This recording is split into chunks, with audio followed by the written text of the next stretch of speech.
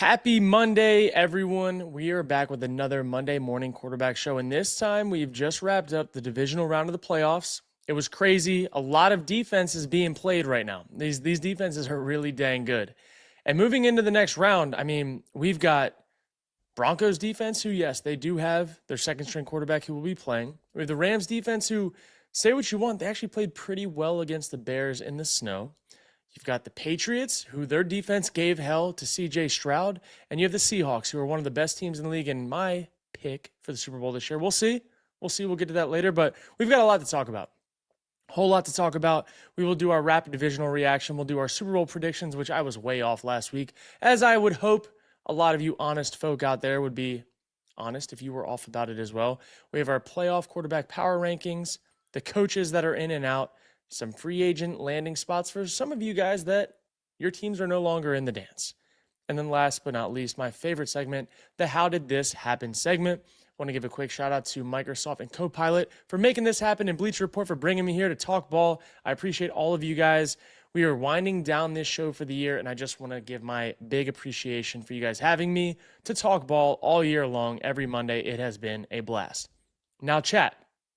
Feel free to chime in the entire time.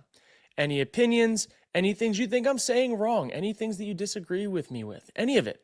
This is an interactive show. I'm glad you guys are here. Those notifications should be out by now, and we should be rolling. So, chat, thank you guys so much. Let's get this thing rolling. Ooh, I'm seeing already chat. Kurt, Pat's going back to the Super Bowl. I'm going to be honest, guys. We're going to get to that when we do our predictions. But let's get into the first part of this, okay? But we do have to start with this because Sean McDermott was fired, guys. Sean McDermott was fired. Out of nowhere, the Bills have fired head coach Sean McDermott, per Adam Schefter. Now, I think this is an interesting play because there are some coaches that kept their jobs that have not done as good of a job as Sean McDermott has over the past little bit. Maybe they're going to internally promote, maybe. I would be really shocked to see the Bills move on from Sean Brady. I know there's good rapport there with Josh Allen. Maybe they're going to have an internal promotion. We don't know. But this one's crazy to me. I think he's done a decent job. He's had his woes in the past. At the end of the day, if they just catch that ball and don't have an interception happen with Cooks, then they are a field goal away from now being in the AFC Championship game against Jared Stidham. So as far as I'm concerned, I think this one's pretty crazy. But, yeah, sorry, Joe Brady. I'm sorry. We've got a lot of Bradys out there. A lot of Bradys. Misspoke from my time with a former Brady. Now, let's get into this. We're going to do a little game here. We're going to do rapid divisional reaction, okay? And I'm going to have 3 minutes to give my reactions to the divisional games in as quickly and as concisely as possible. And the divisional weekend recap is going to start right now. All right, let's go. So we have Rams, Chicago. We saw that game last night. Loved what I saw. I really thought that at the end of the game, Ben Johnson was going to end up going for 2, but they didn't. A little bit of too many mistakes on the Chicago's side. We had some errant throws. We had guys giving up on routes. We saw the breakdown from DJ Moore on the interception at the end of the game. Also, this play, craziest play I think I've ever seen in the playoffs. Maybe not ever, but it was insane. 4th and 6. And then they get to this point, and this is what I'm talking about. I saw what Caleb Williams saw. I thought he was open. He did not attack the ball. Then you have a crazy catch by Devontae Adams, and then a thicker kicker kicks it through the uprights, and the Rams get out of there alive. That game was crazy. And I also think that McVay probably learned something from that game because they had 2 drives with their MVP quarterback, potentially MVP quarterback, where they took the ball out of his hands at the end of the game and handed it off, and gave the Bears a chance to win that game. The Bears, although they got lucky on that 4th down, they probably should have won that game. Once they got to overtime, and they blew it, which the lucky horseshoe finally fell out, and now we're moving on because we got to talk Denver and Buffalo. Now this game, obviously the game that got McDermott fired, this one was crazy too. And Bo Nix, I absolutely hate to see that he broke his ankle. Also, he was balling most of the game. Did a good job of taking care of the football. Josh Allen, he made some mistakes. And Josh Allen, this has been kind of the thing. He has these crazy good plays, and then he has these boneheaded plays that just get them behind the 8 ball, and then he's got to be a superhero. If he can cut those out of his game a little bit more consistently, which he did earlier in the year, he will put them in a better spot to make that deep playoff run. But we know next year a lot of these other teams are going to reload, and this might have been their best chance. And this play was the play that sealed it. Thought they had the chance to do it. They did not. And then we have Bo Nix out. Now, Jarrett Stidham is going to start in the game against the Patriots, against a really good defense. But I will say Stidham balled out. In preseason, he has shown that he can be the guy. He was in a true quarterback battle. So I don't think the Broncos are just out of it yet, and their defense is really good. Now we got to move on. Houston and New England. Oh my gosh, can someone take care of the football? The difference in this game, guys, was the fact that Drake May was able to overcome the 4 fumbles that he had, and the fact that the Houston defense did not jump on those fumbles. That was really the difference. CJ Stroud had 4 interceptions, didn't really have any help, had a bunch of missing guys. Drake May ended up with 3 touchdowns, overcame the 4 fumbles, had 5 potential turnovers, but Houston was only able to jump on 1. So that's why the Patriots move on. They were able to duke it out in a dogfight. And then I do want to switch real quick. We got to wrap up the last game. Seattle, San Francisco.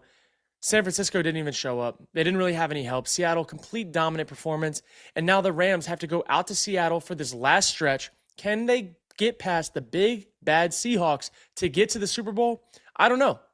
I don't think it's going to happen. We will talk about that in the next segment, I believe. And that's a wrap with our 3-minute divisional weekend recap. Come on now. First try, no warm-ups? First try, no warm-ups? Are you kidding me? Throw the confetti. We are out here. Now, chat, let's talk about it. Low-key, I'm feeling Stidham. Hey, Stidham is a gunslinger now.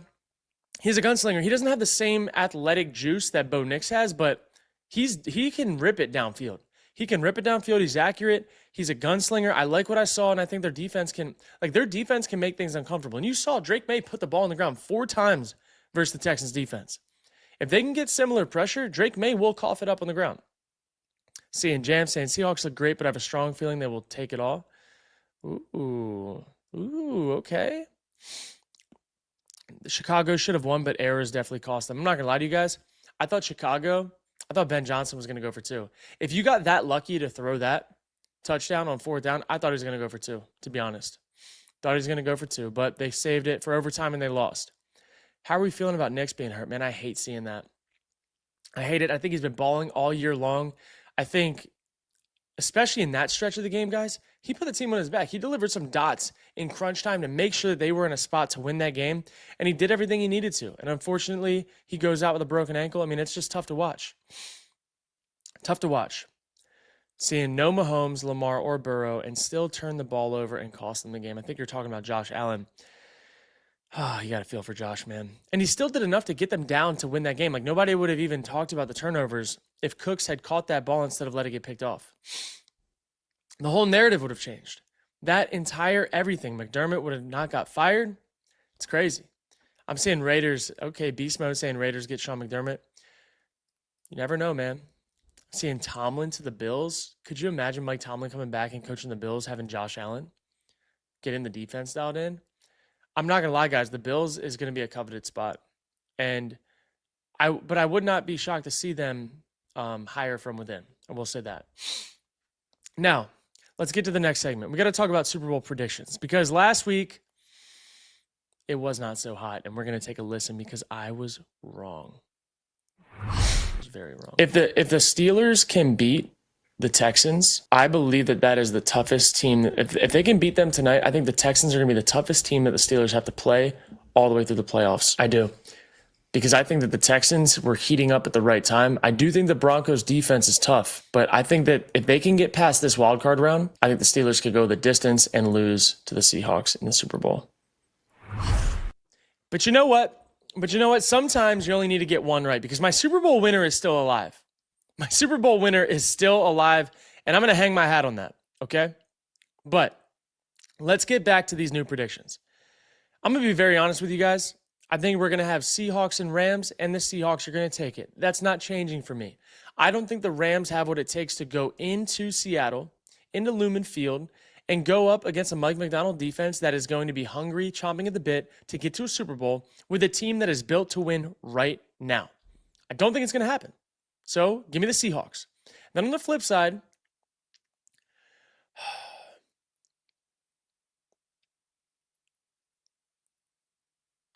I'm going to go with the Broncos, man. I'm going to go with the Broncos. I'm going to go. I feel bad rooting, and I'm not even rooting against May. I like May. I do like May. I just think the Broncos have one of those teams that's just weirdly going to find a way. I think people are going to oversleep on the fact that Bo Nix is not in there. And I think Stidham's going to open up this offense in a different way. I think they're going to call plays slightly different. I think they're going to cater to Stidham's style. And I think that the Broncos defense, guys, is a problem. I'm going to be honest with you. I think the Broncos defense is a problem. This might be a 10-3 ball game for all we know. It might be a 10-7 ball game, but something just tells me that the Broncos are going to find a way. I think that they're going to figure it out. And I think the Patriots showed that they don't have it as tied up as they need it to be. And that those fumbles, even though they didn't land this past week, I think they might come out in Mile High. But then last but not least, we're going to get a Broncos-Seahawks Super Bowl. And I think the Seahawks are going to take it, man. I think the Seahawks are the best team in the league. I think that they have every piece that they need to win it. And I think Sam Darnold is going to be the first quarterback in the 2018 draft class, the one that I was a part of, and a loaded class with Baker Mayfield, Josh Allen, Lamar Jackson, Josh Rosen, Mason Rudolph, myself, to win it. Sam Darnold's going to win his first Super Bowl this year, and he's going to finally shut the haters up. Now, chat, what do we think? How are we feeling about Nix being hurt? I think that he's not going to hurt them as much as people think. I think Stidham is better than people give him credit for, but I will say that Bo Nix did help that team get to where they are. Let's see. Put some respect on LA. Their defense is actually cooking. I think their defense has been playing opportunistic, but I don't think that it's just been I don't think they've gone and taken it. Like, when I look at LA's defense, I think they've been reactive and opportunistic. When I look at the Texans defense, the Broncos defense, they've been going and getting it. Even the Patriots defense has been going and getting it. The Seahawks defense, they've been going and getting it. I think the Rams are a little bit more reactive on defense than the others, and I think it's going to cost them. Guys, I promise you it's not Patriots shade. I just think the Patriots, personal opinion, have had the most cupcake-ass schedule to get to where they are today. They don't pick their schedule. They won the games they needed to. But I will say it's not many times that you play in a game where your quarterback fumbles 4 times and throws an interception and you win by 2 scores. And I just think the Texans offense was that bad, that gross, that is what happened that game. And I think it was able to happen. I don't think the Patriots defense is as good as the other defenses that are going to be down the stretch, but maybe I'm wrong. I'm happy to be proved wrong. I like Drake May's story. I think he made some incredible plays in that game. Some of the throws that he had, he was a big reason why they won that game in the crunch time spots, but it's not often that you go against another quarterback on the other side that throws 4 interceptions, fumbles, and they have no help. So also the defense of the Patriots did have a touchdown that game. Bills had a cupcake schedule too. Not even gonna lie to you. Now, let's get to it. Let's talk about the quarterback power rankings, guys. The playoff power rankings. Now, if I'm just putting these guys in a vacuum, this is how I'm looking at it. In a vacuum, situations out of there. I like Stafford as the best quarterback in the playoffs right now, but is it going to be enough to beat that defense? I don't know. I don't think so. I like Drake May as the top 2 quarterback. I think he's doing more with his athleticism. He's pretty accurate downfield right now. He's just got to take care of the football. If they're going to make it to the Super Bowl, he cannot have the game he had last week. It's not going to work. Then Sam Darnold. I think Sam Darnold is blessed right now with a really good situation. I think he is playing pretty efficient, but look, you don't really get many games where you get to cakewalk through the divisional round against the 49ers, and you don't really have to do a whole lot. But Kenneth Walker, dog. Your defense, dog. Sam Darnold, take care of the rock. You'll probably win a Super Bowl. Then Jared Stidham, you're 4th because if I put you anywhere else, I'd be looking crazy right now. But go prove me wrong. Now, let's see. Let's get a little poll, chat. Maybe a little poll, shall we? Little poll. See where you guys want to rank these guys. Now, chat, Rams won't beat Seattle. I don't think they're going to beat them either. My first time watching this show and my mind is blown with that Broncos pick. I'm not going to lie to you guys. Let's just talk about it a little bit. Let's just talk about it. Okay? The Broncos are 14-3 right now. Do you want to know some of the teams that they beat and how? Well, they beat, let's see. Not going to count that Chiefs game. It was late in the season. They beat the Packers. Okay? Pretty solid. They beat the Chiefs earlier in the year. Held them. Their offense wasn't really a problem. Chiefs defense was not as good as it was in the past few years, but okay. They beat the Texans. Okay, they beat the Texans already. That defense was crazy. They beat the crap out of the Cowboys. Okay, held them to 24. Cowboys offense was explosive. They beat the Eagles, which I'm not even going to say that's anything crazy. They held the Bengals to 3 points. That was earlier in the year. I mean, they've just been consistent, and their defense has been pretty dang good. And now, if you look at the flip side of this too, I mean, the Patriots have had it pretty easy too. I'm not going to lie to you. They played the Texans. C.J. Stroud turned the ball over a bunch, but I will say the Patriots forced a lot of those turnovers. They played the Chargers. Chargers honestly have been terrible in the last stretch of the season. The Patriots played the Dolphins, the Jets, the Ravens. They lost to the Bills. They played the Giants, the Bengals, the Jets, the Falcons, the Bucks, the Browns, the Titans, the Saints. I mean, it's actually safe to say that these teams haven't really played consistently anybody. And one thing I will say is if I'm stacking the two defenses up against each other, I like Broncos defense over Patriots defense. And I don't think that Stidham is as bad as people think he's going to be. We'll see. Maybe I'm wrong. But I think this could literally be like a 10-7 football game. Would not be shocked if that's the case. We'll see, though. I will tell you right now that if Drake May fumbles the ball 4 times in a game against the Broncos, that's not going to have the same outcome as it did against the Texans. Let's see. Stafford isn't making the plays Drake makes if you swap them.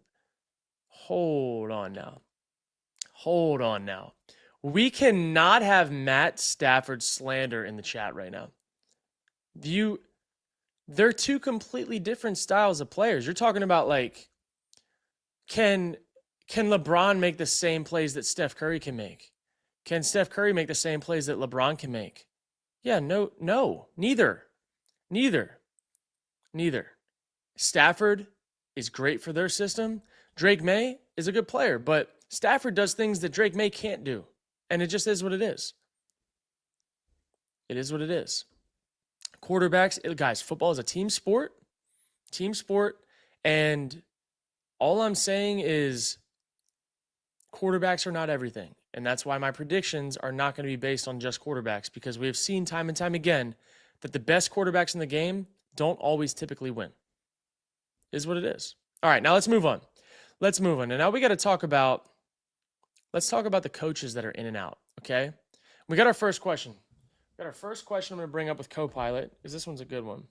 Now, I asked my friend Copilot here, what is the longest and shortest term an NFL coach has ever held? Now, this one's pretty good. We have George Halas, 40 seasons with the Chicago Bears, guys. 40 seasons. 6 NFL championships, helped shape the modern league. From 1920 to 1967 was a coach with the Bears. Now, you have some other ones. You got Curly Lambeau, 33 seasons with the Packers. Tom Landry, 29 with the Cowboys. Don Shula, 26 with the Dolphins. And Bill Belichick, 24 with the Patriots. Now, according to Copilot, the shortest head coaching tenure in NFL history was Bill Belichick. Bill Belichick was 1 day as the New York Jets head coach in January of 2000. Was named the Jets head coach, then famously resigned by writing, "I resign as the head coach of the New York Jets" on a napkin before his introductory press conference. Soon after, he became the Patriots head coach and built a dynasty. Talking about burning an organization. Incredible. That is our Copilot question of the day. That's incredible. I didn't know that story. You learn something new every day. Thank you, Copilot. Now, let's talk about it. We got Sean McDermott out, fired. Where is he going to end up? Is he going to get another head coaching job? We don't know. It's already weird in the cycle. You got head coaches that are already hired, but for 9 years of the Bills head coach, 98-50. He's 8-8 in the playoffs, 5-time division titles. I mean, it's crazy. Vrabel comes in 1 year as the Patriots head coach, and McDermott gets fired after they almost won the divisional round of the playoffs. It's crazy. Absolutely crazy. Post-merger, I saw that question. I believe it was Don Shula, 26 years. Maybe. Now, where could Sean McDermott end up? That's a good question. What do you guys think? I mean, I definitely could see the Raiders potentially. I could see him not. I could see him not like being a head coach in this cycle. I could see him with the Titans. Titans could be all right. We'll see. I mean, there's a lot of vacancy, guys. A lot of vacancies. I mean, maybe a division rival likes what he did. You know, sometimes that happens where like the Dolphins will go scoop him up or something like that. But it's not. I think that one might be a little ripple effect, to be honest. That one could be a little ripple effect and change the direction of some teams. Now let's talk about the Giants though. Now the Giants, I do want to talk about them. Harbaugh, what is this, the highest contract the coach has ever gotten in the NFL? 5 years, $100 million. In their first year, my prediction for them, 9-8. I think they're going to have a solid year and maybe just miss the playoffs, but they have a really young team. Also, that division, if the Eagles get a good offensive coordinator, the Eagles aren't going to suck, guys. They're not going to suck. They were an offensive coordinator away. Also, the Cowboys still exist. Cowboys offense really good. I'm assuming they're going to, revamp things a little bit. They won't be as bad, in my opinion, as they were last year, and they still scored points. It's going to be a tough one. And then you have the Commanders. I'm never going to count out Dan Quinn. Jaden Daniels comes back healthy. New offensive coordinator. Maybe a new system that's a little bit more friendly of a game to play. We'll see. We will see. But I also have another one that I really like. Now, the Atlanta Falcons. They just got Stefanski. At first, I didn't love the hire, but then I did a little bit more digging. I think that he's going to put them in the right spot. And also, as of this morning, they just got Jeff Ulbrich, former coach of mine, back as the defensive coordinator. Their defense is going to be humming, guys. Like, to have the continuity on that defense, I think it's going to be really good. Also, this Falcons offense, stuck in pistol half the season. They're not going to have to deal with that this year. I'm really excited to see what these pieces do with an offensive-minded head coach. And hopefully whoever's calling plays does not ruin them. But last but not least, actually what I'm going to say about these guys too, I'm going to guess an 11-6 record. 11-6, going to win the division, and they're going to go to the playoffs. And maybe I'm just going to be wrong again, but who knows? And lastly, we're going to talk about the Steelers because this one's interesting. Mike Tomlin resigns, steps down. I think the Steelers are going to be a coveted spot, but that division's going to be tough to play in too. You don't have your quarterback, even though inside the building does want Aaron Rodgers back. You don't have your quarterback right now. You have Joe Burrow, Lamar Jackson in that division, and then you also have Deshaun Watson, who maybe he is, maybe he isn't, but they got Shador, who knows? I don't think the Steelers is going to be a coveted spot outside the fact that they got a lot of history and that they're a place that people like to coach and like to play, but they're going to be in a rebuild in my opinion. Their defense isn't what it used to be. The players are getting older. I don't love the Steelers as a landing spot right now roster-wise. So, but who knows? Maybe 1 year could flip that. And I'm looking at these candidates. I like Flores as the candidate. I think Flores needs to be a head coach in this league, and I think that he was wrongfully done by the Dolphins.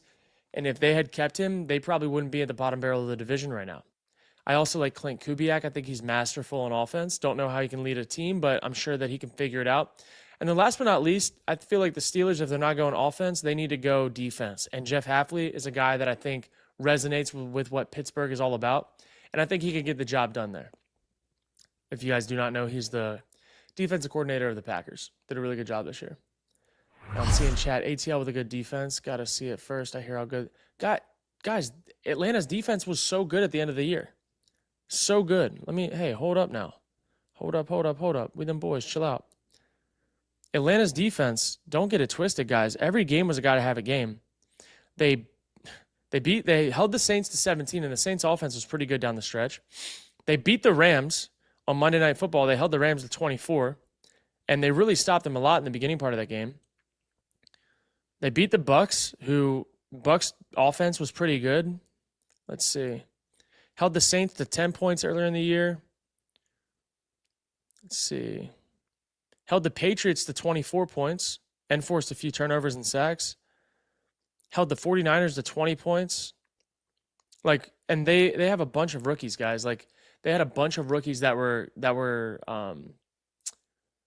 like competing and playing like as key parts of that team. So it's not like the beginning part of the year. It took them some time to ramp up, but this Falcons defense, guys, they were pretty good.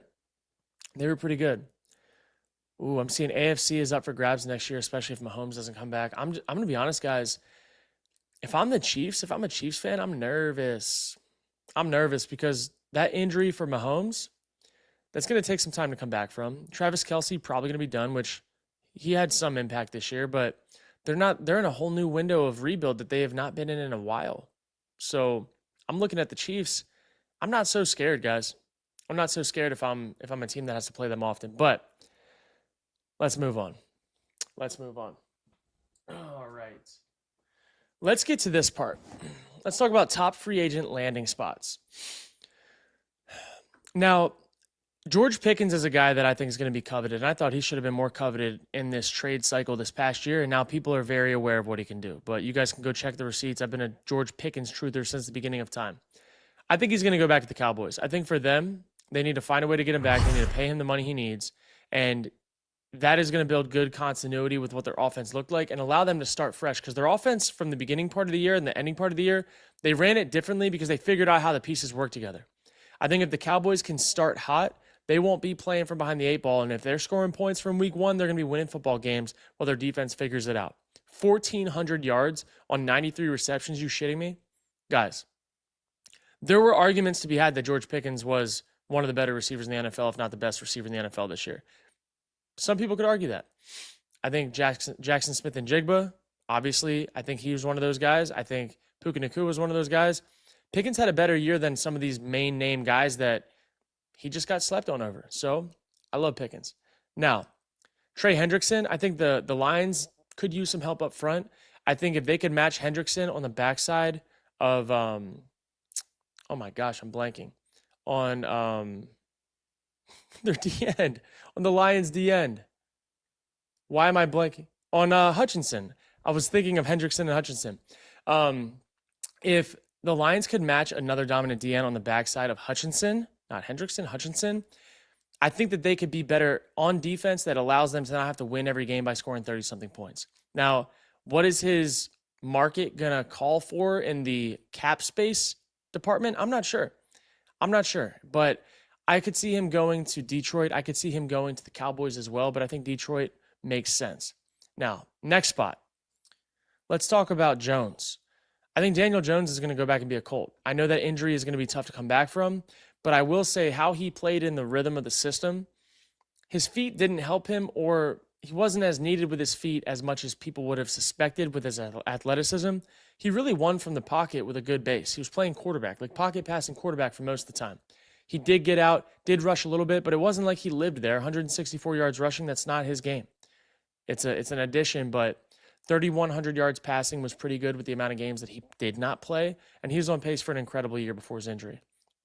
Send him back to the Colts. Now, let's talk about Breece Hall. I know Breece Hall wanted to get traded to the Chiefs at the deadline. The Jets did not trade him. Would not be shocked to see him go to the Chiefs. The Chiefs need a running back. They cannot have the running back by committee three-headed monster that's not even a monster. They need an all-purpose, every down, can do it, first, second, third, pass game, run game back. And Breece Hall, I actually believe, could open up the Chiefs offense in a way that they have not had in quite some time. And then last but not least, give me Tyler Linderbaum. I would love to see him with the Packers. I think the Packers need help up front. It would allow them to move Elton Jenkins back to guard, which he's a great offensive lineman across the board, but he's versatile. They could go get more value of him out of guard than at center, put Linderbaum at center, and I think that could be a missing piece for the Packers offensive line that they currently do not have. So these are my spots. These are what I love. Let me know what else you guys think. Breece to the Chiefs is crazy. I think they need him, man. I think they need him. Ayuk to the Pats. I don't know, man. Ayuk might have just buried his own grave with his antics. I don't know if it's going to fly with other people around the league. I don't know. But that's going to be tough because he's so talented. I'm seeing Malik Willis to the Steelers. I would love that, dude. I love Malik Willis. I'm not going to lie to you guys. I know everybody wants Mendoza for the Raiders as their quarterback. I want the Raiders to trade back and get a haul and get Malik Willis because I think Malik Willis is for real. And he's developed in the last few years. He could go and lead an offense right now. I think he's got athletic upside. He can make every single throw on the field. He's got a rocket arm. He's been incredibly accurate. I think he had the highest EPA of any quarterback this year with a minimum of 100 snaps. That shit was incredible. I love Malik Willis. I got to talk to him the other day, and I'm really excited to see what his free agent path looks like because it's going to be a good one. Now, let's get to my favorite section, guys. Let's get to my favorite one. Let's talk about how did it happen. We're going to talk about none other than Drake May, because this play was incredible. Now, let's go flip this out real quick. Let's talk about it. If you guys, does anybody play Madden? We got nickel double mug. We got 2 mugged backers, D-end. This is a 6-up look with an overhang, okay? So what does this mean? This means you've got to be weary of pressure. You got to be able to protect yourself. That's why they put the running back in the A-gap. The running back is normally right here. They move him up to the A-gap. This is all Drake May pre-snap. He's going to cover his bases. What they're going to do is they're going to say he's going to block here. We're going to fan out. He's going to get him, fan out. This guy will be a problem if we have to. Now, Drake May wins pre-snap, okay? He knows he's protected. He sees these guys bail out. But look at what he does with his eyes. His head is looking right here. Why is that? Look at his head and his shoulders. Drops back, eyes here. That is to get this safety moving to the middle of the field. So he can first hitch, balls out to Booty, who holds the stack really well, separates at the end, because you see a lot of receivers, they start running this route and they're fading, and then the DB is right in his hip, right where he needs to, waits to the very end, fades at the end, makes an incredible one-handed catch. But this is just technique, guys. This comes down to the very beginning. Drake May won pre-snap. He had a pre-snap plan. Then he had a post-snap reaction, got his eyes in the middle of the field, knew he had one-on-one, moved the safety over, first hitch, balls out, timing, ball placement, accuracy, technique, holds the stack, touchdown Patriots, and this is how they won this game. I love it. They've been technicians. Drake May has done a really good job down the stretch, and if he takes care of the ball this week, they will go to a Super Bowl.